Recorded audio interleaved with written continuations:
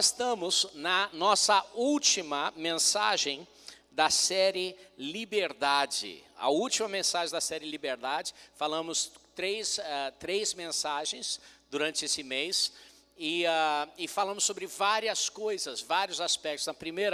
No primeiro dia, falamos sobre o que é a carnalidade. Não sei se vocês lembram, falamos sobre não ser um crente carnal.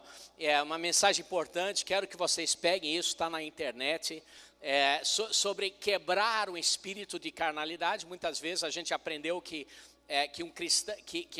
uma pessoa pode ser um cristão, pode ser um mundano, mas tem uma terceira categoria, que é um cristão carnal. E muitas vezes esse cristão carnal pode ser salvo, vai para o céu, mas a vida de abundância aqui na terra dele é limitada.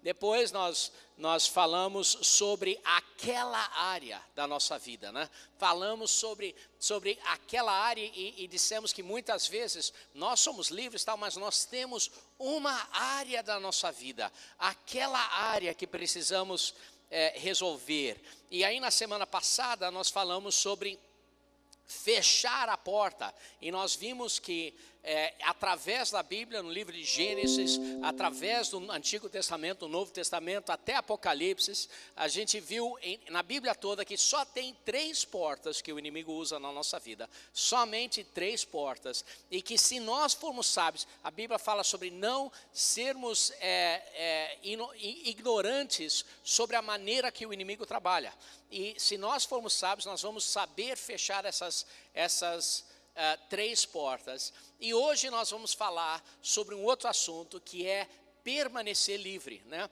O que é a minha oração, na realidade, é que essa série seja realmente uma série que sacuda a nossa igreja, uma série que realmente construa a nossa igreja, que realmente construa a nossa vida, e que não seja uma série que, puxa, que legal, e a gente esqueça, mas isso significa que o que a gente aprendeu, a gente tem que aprender a viver aquilo, ou seja, que a gente não simplesmente sempre tome mais cada série tome mais, mas que a gente suba os degraus da nossa vida e a gente consolide aquilo que a gente conquistou no passado. Então essa é a minha oração. Então hoje nós vamos estar falando sobre permanecer livre, na realidade, colocar tudo aquilo em prática e manter em nossa vida. E eu queria que você abrisse a sua Bíblia comigo para o nosso livro, para nosso versículo base, que nós estamos lendo toda a mensagem dessa série, Liberdade, que é João capítulo 8,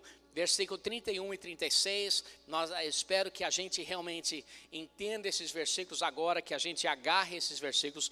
João 8, 31 a 36, Jesus está falando com o grupo, ele fala o seguinte: disse Jesus aos judeus que haviam crido nele. Então Jesus está falando com crente aqui.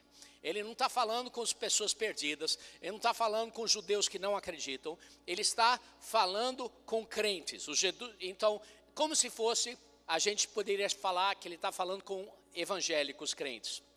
Aí ele continua: se vocês permanecerem firmes na minha palavra, verdadeiramente são meus discípulos. Aí ele definiu o que é ser um cristão, o que é ser um evangélico, que é crer, e aí não só crer, mas permanecer nas palavras dele. Tem muitas pessoas que creem, mas que as palavras de Jesus não transformam eles. Eu acho que é 1 Pedro, fala que até os demônios creem e tremem, ou seja, até tem um temor, mas creem, mas não obedecem. Então, crer e obedecer é o que significa ser um discípulo. Aí vocês verdadeiramente serão meus discípulos. Aí Jesus falou alguma coisa controversial, versículo 32, e ele disse o seguinte: e conhecerão a verdade, que é importante, não dá para conhecer a verdade, e a verdade é uma pessoa, Jesus, até que você creia, ou seja, crê antes. Muitas pessoas falam assim: não vou para... Eu creio em Deus, mas eu tenho que acertar minha vida antes de vir para a igreja. Não, é crer. Primeiro é crer, depois é conhecer. E aí conhecerão a verdade, e a verdade os libertará. Interessante. Controversial por quê? Porque olha o próximo versículo. Fantástico isso aqui. Versículo 33. E eles responderam: somos descendentes de Abraão, nunca fomos escravos de ninguém, como você pode dizer que seremos livres? Então, ele está falando assim, aqui com crentes, como se fossem evangélicos. E a resposta desses evangélicos, eles tinham uma doutrina, talvez que nem a gente, puxa, não, eu já sou livre. Eu não preciso, porque como é que você vai falar assim, que se eu conhecer a verdade me libertará, já estou livre. Por que você está falando sobre liberdade comigo? E um dos pontos principais dessa série, que é o seguinte: se você não crê, se você não crê que você pode dar uma escorregada, se você não crê que você tem que ser liberto, então você não vai ser liberto. Se você não crê que você tem que ser liberto, você não vai ser liberto. Falar dessa forma: se você não crê que você tem que ser salvo, como é que você vai ser salvo? Se você não crê que você tem que ter um mover de Deus em sua vida, como é que você vai ser? E sabe o que é? Muitas pessoas, milhões de pessoas em volta do planeta, talvez bilhões, conhecem mais ou menos, conhecem sobre Jesus, conhecem sobre a palavra, conhecem sobre a verdade, mas não conhecem Ele, e estão nessa categoria, e pensam que ir para a igreja é dar uma melhorada na vida, e pensam que ir para a igreja é para dar uma melhorada, pensam que orar é para dar uma melhorada. Querido, se esse é o teu pensamento, você está igual a esse pessoal, e isso não é o Evangelho. O Evangelho é uma transformação total. O Evangelho é morte, você morrer, Gálatas 2:20, eu já estou crucificado em Cristo, não mais eu que vivo, mas Ele que vive em mim. E aí um renovo, uma pessoa totalmente nova. Isso é o Evangelho. Então, queridos, nós precisamos dessa libertação também. Eu falei que eu também sou um viciado igual vocês. Aí escandalizei um monte de pessoas, aí eu dei o exemplo de sorvete, não vou dar de novo a terceira vez, mas como a gente tende a ter uma área da nossa vida que precisa ser transformada, e eu encorajo vocês a escutarem a mensagem da semana passada sobre essa transformação, sobre fechar as portas na nossa vida, sobre os nossos nossa cobiça da carne, cobiça dos olhos, e o orgulho, ou seja, bens materiais não tem nada de errado, mas quando a nossa vida toda está orientada a ter mais bens materiais, a gente perde, é uma porta, uma cilada do inimigo. Ou nossos sentimentos, muitas pessoas são guiadas pelos sentimentos, cobiça dos olhos, né? Os nossos sentimentos: eu quero isso, eu quero aquela namorada, eu quero isso, eu quero, e nós somos guiados por isso também. É uma cilada do inimigo. E a terceira cilada é o orgulho, a ostentação dos bens, é um orgulho seu de posição. Eu quero ter mais poder, eu quero ter mais conquista. Essas são as únicas portas, são as mesmas portas do Antigo Testamento, são os mesmos espíritos que o povo de Israel lutava. Baal é orgulho, mamon, Jesus falou isso sobre dinheiro. Então são os mesmos demônios do Antigo Testamento. Mas hoje a minha oração conosco é que a gente possa pegar tudo e que verdadeiramente gere uma transformação na nossa vida. Então, eu quero tirar um minutinho aqui para a gente orar, para que a gente prepare o nosso coração, para que realmente seja transformada a nossa vida, para que realmente a gente avance nessa área e possa aprender outra coisa e avançar em outra área. Semana que vem nós estamos iniciando a nossa nova série, Mensagens Parabólicas, e nós vamos estar estudando várias parábolas do Novo Testamento. Vai ser tremendo, mas eu queria fechar essa série com uma transformação em nossa vida. Então eu quero fazer uma pergunta aqui: quem aqui quer assim uma confirmação da transformação na sua vida através da palavra liberdade? Se isso é você, levanta sua mão, não precisa ficar de pé, vamos orar, mantenha as mãos levantadas. Senhor, nós estamos aqui, Pai, e Senhor, precisamos, Senhor, do milagre seu na nossa vida.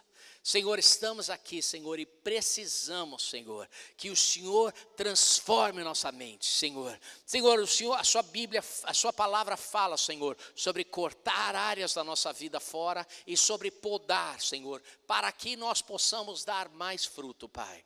Senhor, nosso desejo, Senhor, é que nós individualmente, nós juntos como família, possamos dar muito fruto, Senhor. Nosso desejo, Senhor, é impactar Recreio, Senhor. Nosso desejo é impactar Juiz de Fora, Senhor. Nosso desejo, Senhor, é sacudir Niterói, Senhor. Sacudir Garanhuns no Pernambuco, Pai. Senhor, que o Senhor corte fora da nossa vida e pode, Senhor, tudo da nossa vida que não acrescenta a fruto, Senhor, para que nós possamos produzir muito fruto, Senhor, e assim glorificar ao Senhor, Pai, em nome de Jesus, amém.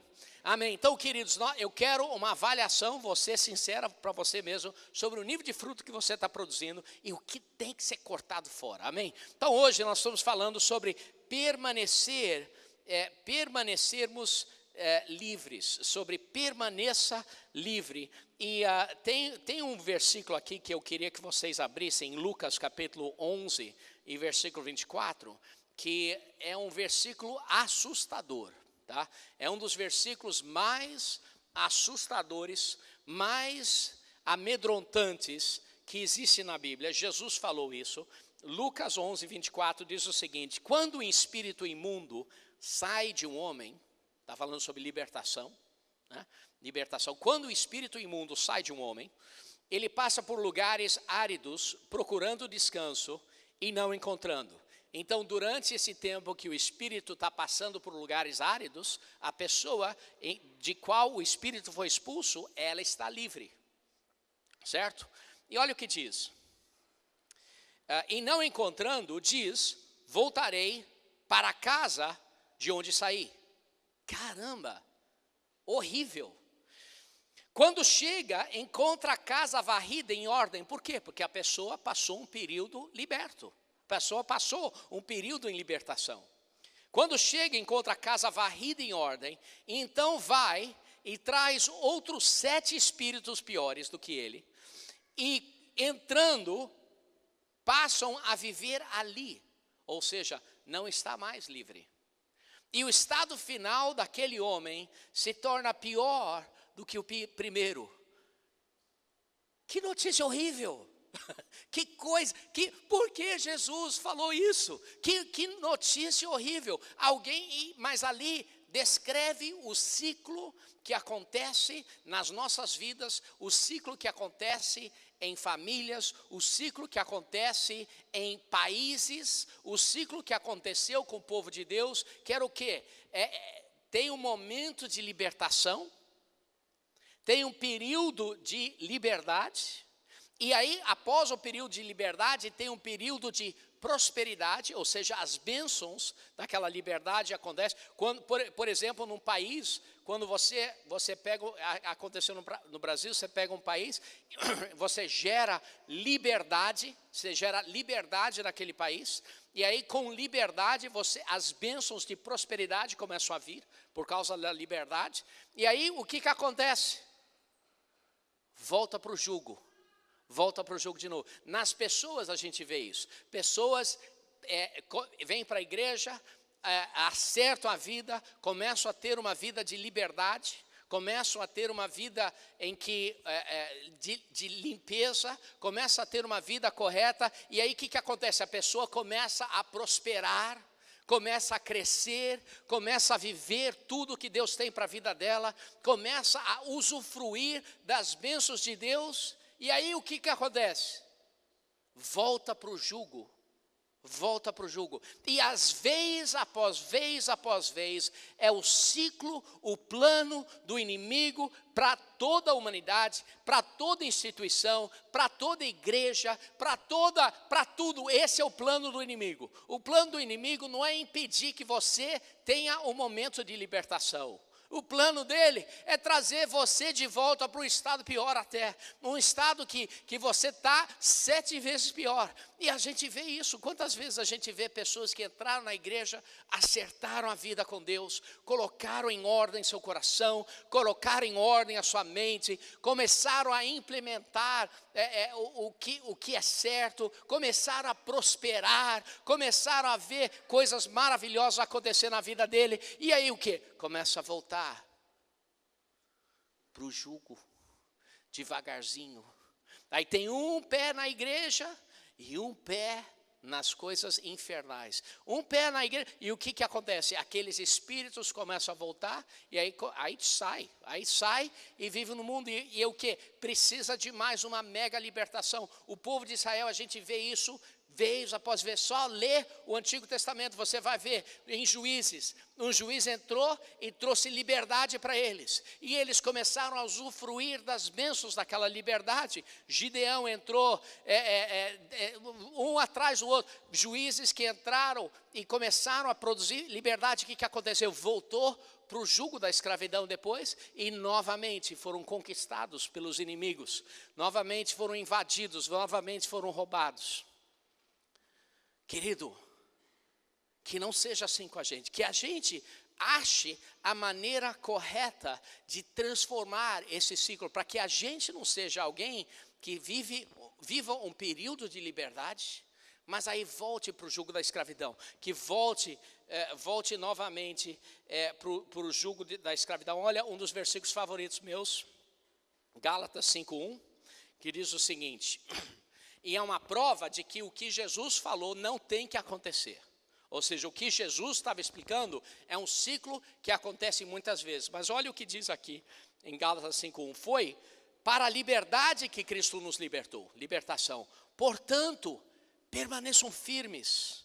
Não se deixem submeter novamente a um jugo de escravidão. Ou seja, aquele ciclo não precisa acontecer na nossa vida. Aquele ciclo não precisa acontecer aquele ciclo é o plano do inimigo, mas nós vamos seguir o plano de Deus para a nossa vida. Então, queridos, olha, liberdade tem duas partes, 2 componentes para a liberdade.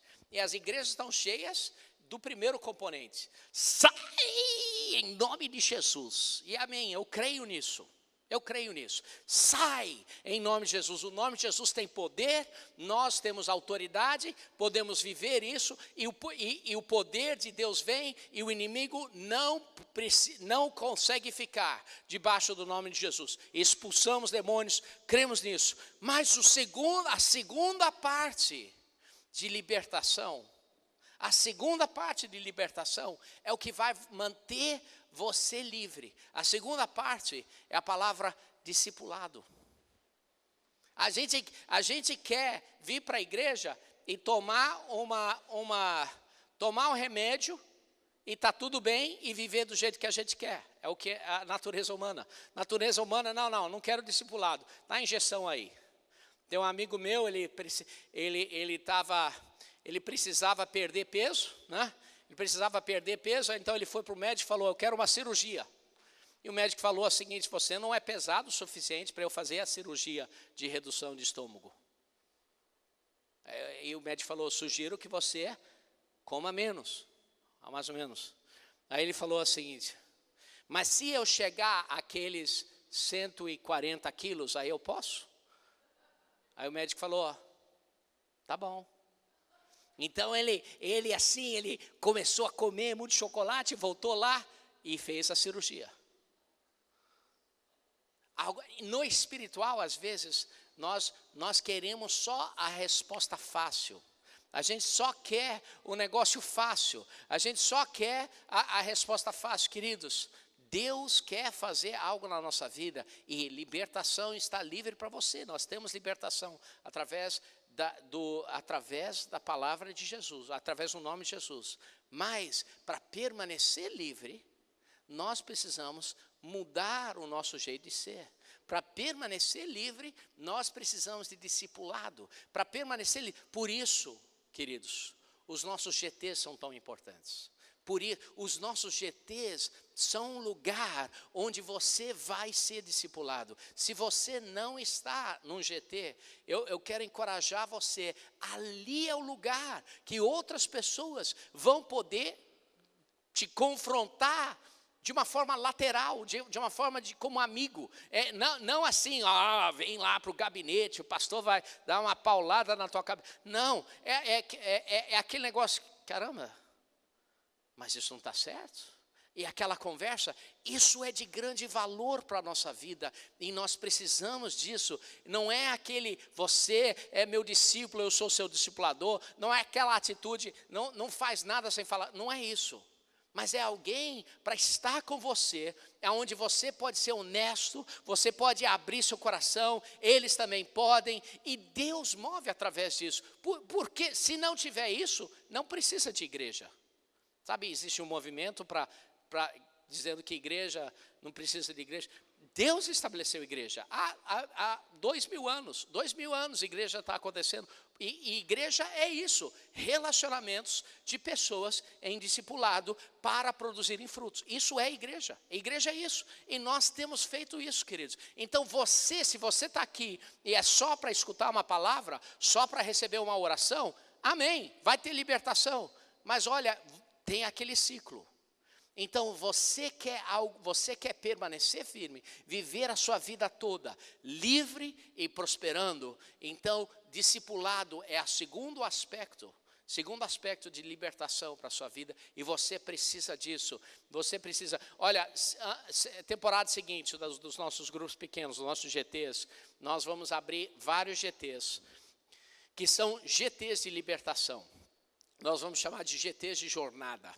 E esse GT, e eu vou recomendar que todo mundo da nossa igreja passe pelo menos uma vez por esses GTs de libertação. Eu estou escrevendo um currículo novo, que só são esses GTs de libertação, onde nós vamos estudar libertação na nossa vida, e nós vamos gerar relacionamentos que vão ser relacionamentos para nos fortalecer, para nos encorajar. Então eu quero que você esteja nisso, tá bom? Você precisa estar nessa, amém, pessoal? Então vão começar na próxima temporada.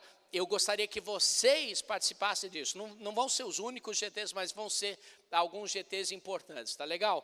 Então vamos ver essa história, uma parábola, e nós vamos começar. Aí eu vou começar a pregar para vocês agora, tá legal? Então, queria que vocês abrissem Lucas capítulo 15, tem uma parábola fantástica. Por sinal, semana que vem, nós iniciamos a nossa nova série, Mensagens Parabólicas. Conto com vocês todos. Quem fala assim, eu amo o pastor? Vocês não? Caramba! Só 2/3 daqui. Vamos lá, deixa eu ver de novo, aí eu vou tirar uma foto aqui. Quem diz assim, eu amo o pastor? Então, eu vou pedir um presente de vocês, tá bom? Um presente que é para mim, um presente que é para a igreja, e um presente que é para vocês. Ah, pastor, você está pedindo 3 presentes? Não, é um só, que são todas essas coisas.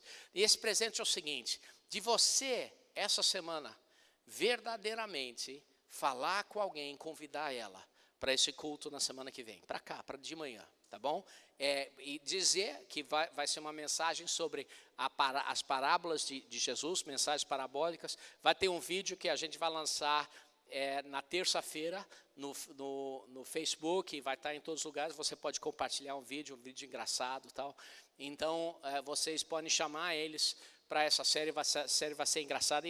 Então, já encontraram Lucas capítulo 5? Olha o que diz, Lucas 5, versículo 11. Jesus continuou, um homem tinha 2 filhos. Um homem tinha 2 filhos.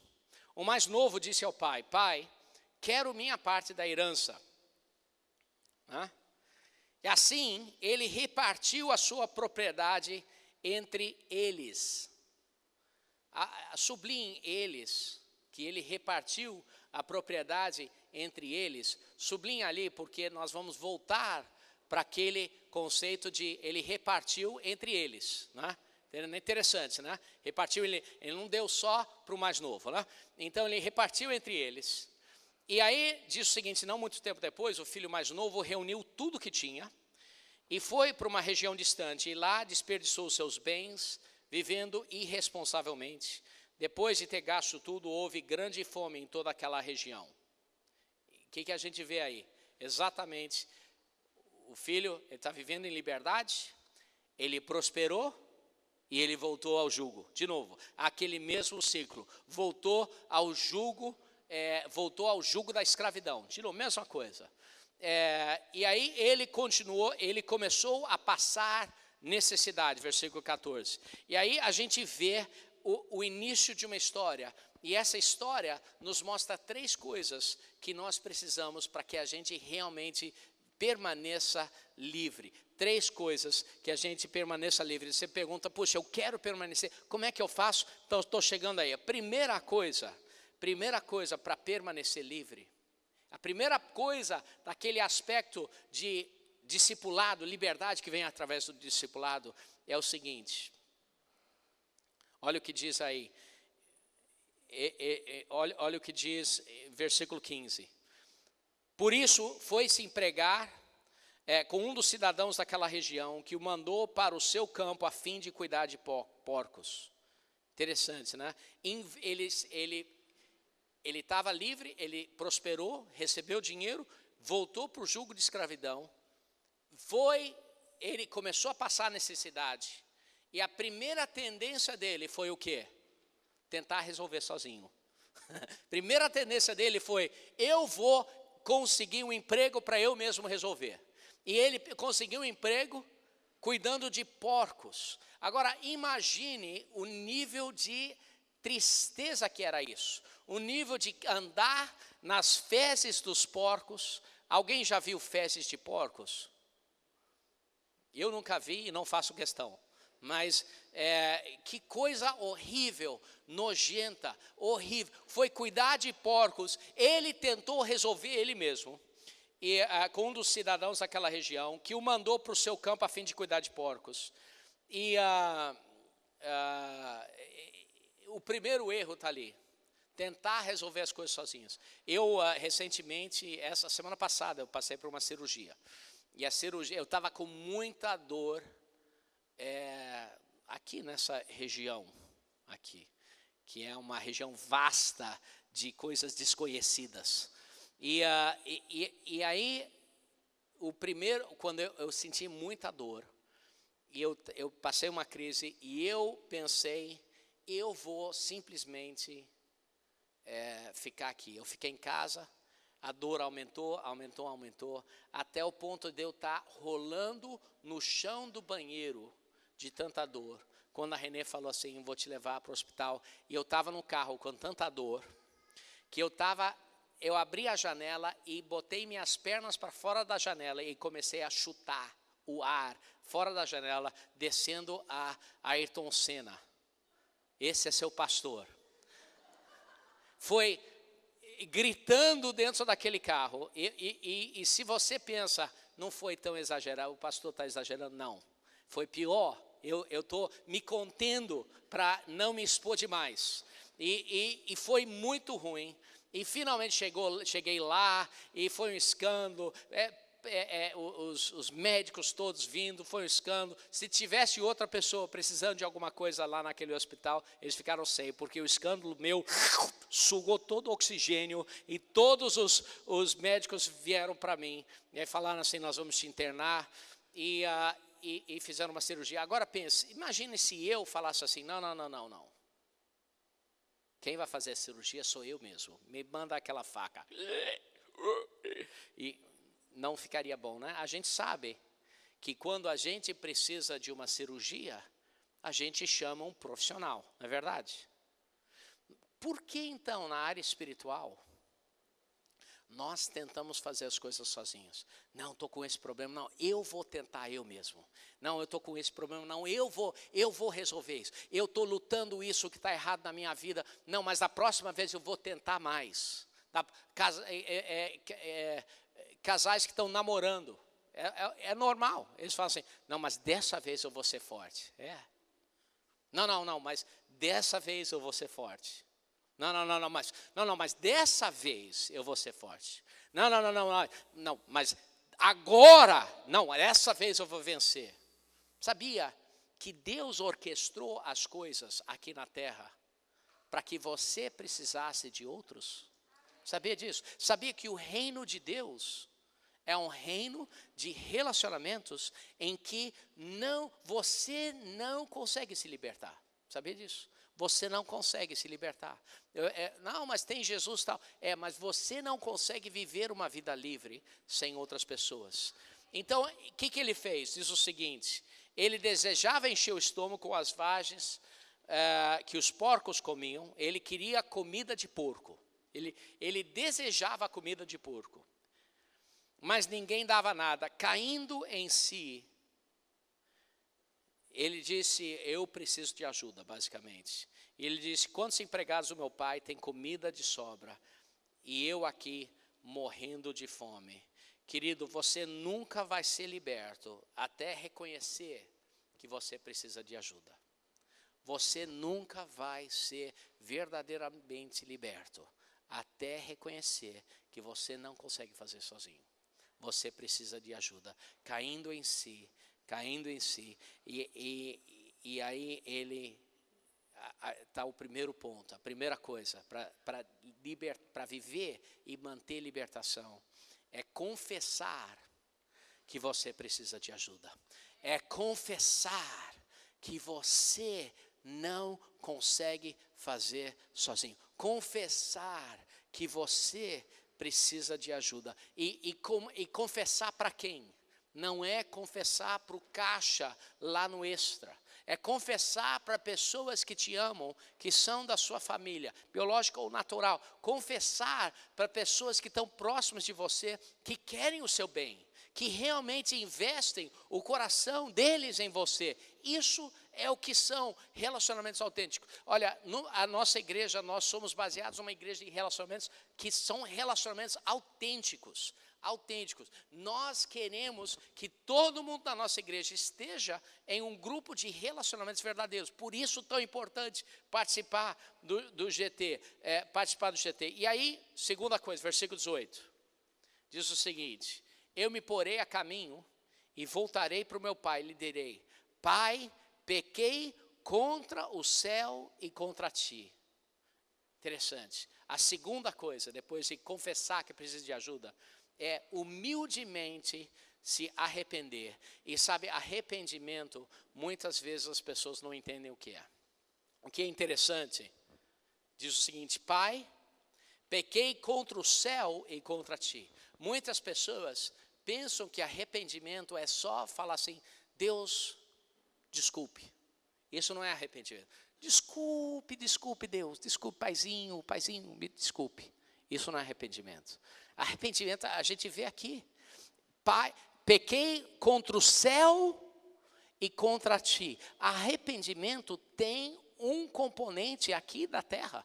Tem um componente aqui da terra. Pequei contra o céu e contra ti. Muitas pessoas querem um arrependimento assim, personal arrependimento, né? Um arrependimento só eu e Deus, né? Só eu e Deus. Um arrependimento só, assim, personal, assim, sem expor. E sabe, essa mentalidade toda é uma mentalidade que nunca liberta. É uma mentalidade que mantém no jugo. Mantém no jugo. Olha o que diz em 1 João 1,9. Se confessarmos os nossos pecados, Ele é fiel e justo para perdoar os nossos pecados e nos purificar de toda injustiça. Então, interessante. Pessoas não podem perdoar os seus pecados. Só Deus perdoa os pecados. Ou seja, a primeira parte, arrependimento, realmente tem a ver com Deus. Quando você confessa os seus pecados a Deus, Deus te perdoa os seus pecados. Perdoa os seus pecados. Mas olha esse próximo versículo, em Tiago 5,16. Portanto, confessem os seus pecados uns aos outros e orem um pelos outros para que sejam curados. A oração de um justo é poderosa e eficaz, para que sejam curados. A sua cura da doença do pecado na sua vida vem quando você confessa um com os outros. Interessante, libertação tem esses dois componentes. você confessa a Deus e você é perdoado e você está a caminho do céu. Mas para que você seja curado aqui na terra, Deus orquestrou para que você se colocasse em relacionamentos autênticos, onde você confessa e você é curado quando o outro ora por você. Olha, o mundo entende isso. Por exemplo, alcoólatras anônimos. Alcoólatras anônimos, eu não sei se alguém aqui foi e não precisa falar porque é anônimo, né? Mas no Alcoólatras Anônimos, você vai lá, eles fazem trabalho em grupo. Por quê? Porque eles entendem esse conceito. Eles entendem que você precisa estar em grupo lá. Você precisa estar junto. Então, um alcoólatra pode ir para o céu? Pode. Mas um alcoólatra vai ser liberto aqui na terra? Vai ser liberto milagrosamente pelo poder de Deus, mas vai manter aquela libertação através de pessoas que amam Ele, estão orando com Ele, estão junto com Ele. Então, aquela área da sua vida que você sabe que está errado, aquela área você não vai conseguir vencer quietinho, falar assim, eu vou ser mais forte agora. Você não vai conseguir. Você precisa se expor, precisa falar, a quem? Eu não quero que você se exponha aqui falando publicamente do púlpito, a não ser que você seja um líder. Eu quero que você fale ali no seu GT e seja honesto contra as pessoas que te amam. Amém? Que te amam. Então, esse é o segundo, é confessar uns aos outros. E terceira coisa é diariamente escolher rejeitar as mentiras de Satanás. Agora falamos sobre o poder de Satanás, das três portas, e falamos que a maneira que ele nos influencia é através de mentiras. Vamos ver aqui, nós vamos ver a terceira coisa aqui, em Lucas 25 a 28, falando sobre mentiras. Enquanto isso, a gente falou sobre o filho mais novo, né? Enquanto isso, o filho mais velho estava no campo. E quando se aproximou da casa, ouviu a música e dança, então chamou um dos seus servos e perguntou-lhe o que estava acontecendo. E esse lhe respondeu, seu irmão voltou e seu pai matou o novilho gordo, porque recebeu de volta são e salvo. E o filho mais velho se encheu de ira e quis entrar, não quis entrar, então seu pai saiu e insistiu com ele. E olha o que ele diz. Ele respondeu ao pai, olha, todos esses anos tenho trabalhado como escravo, ao teu serviço e nunca desobedeci às tuas ordens, mas tu nunca me deste nem um cabrito para eu festejar com meus amigos. Mas quando volta seu filho, que esbanjou os seus bens com prostitutas, matas o novilho gordo para ele, e o pai disse, meu filho, você está sempre comigo, tudo que tenho é seu.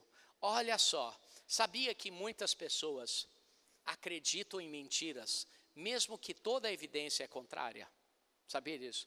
Sabia que muitas pessoas acreditam em mentiras na sua família? Às vezes uma esposa começa a acreditar mentiras sobre o marido começa a acreditar mentiras sobre a esposa, pessoas na igreja começam a acreditar mentiras sobre a igreja, acontece muito isso. E quando você fala assim, a pessoa, mas você é desse jeito, e a pessoa fala, não, mas olha isso aqui, e não importa, porque o sentimento é um sentimento que aquilo é ruim, mesmo que a evidência seja verdade, e aí a pessoa começa a acreditar uma mentira, é o que o irmão mais velho estava falando, olha, todo esse tempo vivi como escravo. Queridos, ele não vivia como escravo, ele era o filho mais velho, ele não vivia como escravo ali, ele era o filho mais velho, talvez ele se via como escravo, mas tudo ali pertencia a ele. Talvez ele se sentia como escravo, mas tudo ali era dele. E aí ele falou assim, nunca desobedeci nenhuma das suas ordens. Duvido, mentira, né?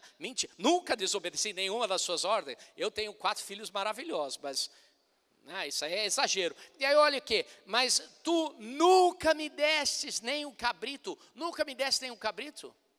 Queridos, olha, você lembra no início, a gente falou que o pai repartiu os bens entre eles? Sabia que na cultura judaica, o filho mais velho recebia uma porção dobrada. Ou seja, o pai, na hora de repartir, ele pegou pegou os bens e ele deu 2/3 dos bens para o filho mais velho e 1/3 para o filho mais novo. Diz que ele repartiu entre eles. E aí o filho mais novo foi, gastou tudo. O filho mais velho, não sei o que ele fez, mas o filho mais velho continuou acreditando uma mentira. Tu nunca me desse nem um cabrito. Cabrito? Você tem rebanhos todos, são seus. Rebanhos todos foram repartidos com você. Mas ele acreditava isso. Queridos, se a gente quer ser liberto, nós precisamos escolher acreditar as verdades e rejeitar as mentiras todo dia, todo dia, todo dia, todo dia, todo dia. Eu tenho um amigo meu, na realidade ele foi a pessoa que me contratou a primeira vez numa igreja. Ele me chamou, ele me contratou, o nome dele é Billy Hornsby, ele já está falecido. Um grande homem de Deus, amigo meu. Ele conta uma história em que ele, quando ele tinha 8 anos de idade, ele estava na escola. E a professora chamou ele, aula de matemática, o professor chamou ele para o quadro, botou lá um exercício no quadro e botou uma linha. E aí chamou ele para responder, Hornsby, vem cá. E aí ele foi lá para responder, e enquanto ele estava caminhando até o quadro, ele já fez aquela matemática e já entendeu a resposta e botou lá a resposta. E voltou para o assento. E a professora olhou para aquilo e a professora falou assim, está errado. E o Billy falou assim, está certo e eu tenho certeza. E a professora falou o seguinte, está errado porque você não mostrou como você chegou a essa resposta. Aí o Billy, um pouco arrogante, falou o seguinte, que importa mostrar o trabalho, o que importa é o resultado e o resultado está certo. E a professora ficou zangada com ele, ficou irada. E ela apontou para ele e falou o seguinte, Hornsby, você nunca vai ser nada na tua vida. E naquele momento, ele acreditou aquilo entrou no coração dele e ele acreditou. Aí ele foi... Não sei se ele formou do 2º grau. Aos 17 anos, ele engravidou a namorada dele. Aos 17 anos, ele casou com ela. Naquela época, a pressão era essa, dos 2 pais. Ele casou com ela. Aos 20 anos, ele já tinha 3 filhas, sem dinheiro, trabalhando. Ele tocava música country nos bares, para quem arrumar um trocadinho. Uma vida horrível, destruída. Sem perspectiva nenhuma de futuro. Aí ele decidiu ir trabalhar numa indústria petroquímica, que é o que a maioria das pessoas naquela região trabalhava lá. Eu já trabalhei nessas indústrias lá naquela cidade de Baton Rouge, onde eu morei também. E então ele fez um teste para ver se ele entrava. Ele foi lá, fez o teste, um amigo dele levou lá, mas ele falou, eu não sou bom nisso, não sou bom em prova, não sou bom nisso. Brilhante, cara.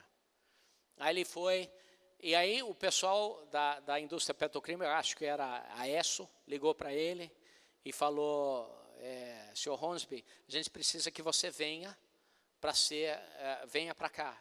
E ele falou, para que eu vou lá? Eu não vou lá só para você me dizer que eu não fui bem, eu não vou lá. Me fala agora no telefone, Eles falam, não, a gente realmente precisa que você venha.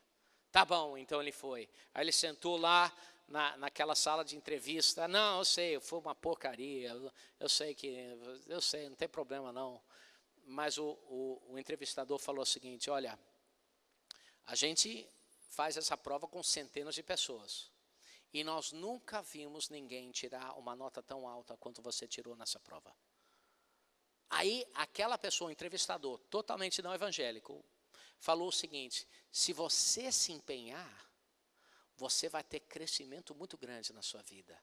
E aquelas palavras reverteram uma mentira que havia na vida dele. Reverteram. Ele trabalhou lá, depois ele se tornou um policial, depois ele se tornou um pastor lá na igreja que eu estava, que transformou a igreja toda em células. Depois ele iniciou uma organização de implantação de igrejas chamado ARC, que está impactando o mundo todo, talvez também o Brasil. Então, por quê? Porque ele começou, porque ele acreditou em uma mentira, e aquela mentira travou ele, mas a verdade libertou ele. A verdade libertou ele. Queridos, escute aqui. Queridos, nós precisamos reverter as mentiras da nossa vida. E a última coisa, pode me ajudar, Tael?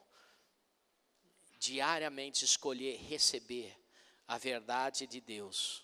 Olha o que diz em Lucas 15, 22. Mas o pai disse aos seus servos: depressa, tragam a melhor roupa, vistam nele, colocam um anel em seu dedo, calçados seus pés, tragam um novilho gordo e mate-no. Vamos fazer festa e comemorar, pois esse meu filho estava morto, voltou à vida, estava perdido, foi achado, e começaram a festejar. Queridos, 3 coisas: colocou o manto, e vamos chamar hoje de manto de justiça. Colocou o anel, vamos chamar hoje de aliança de autoridade. E aí ele colocou os calçados, que nós vamos chamar hoje de calçados de paz. Queridos, a primeira coisa que ele colocou, ele pegou aquele garoto que estava feio, sem roupa decente, e colocou um manto.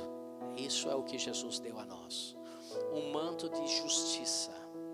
Um manto de justiça em nossa vida. O manto de justiça tem a ver com como você se vê.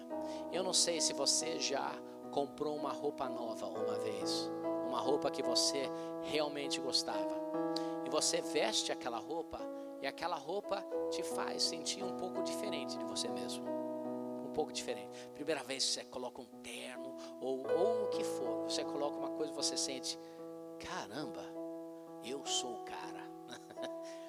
Agora multiplique isso por 1 bilhão de vezes. É o manto da justiça de Deus em nossa vida, e tem a ver com a maneira que nós nos vemos. A maneira que nós nos vemos. Você pode escolher se ver como miserável pecador, se você quiser. E a gente tem evidência disso, porque a gente cai, a gente peca, a gente tem problema, a gente carece da glória de Deus, a Bíblia diz. Mas veja bem, você também pode escolher se ver da maneira que Deus te vê.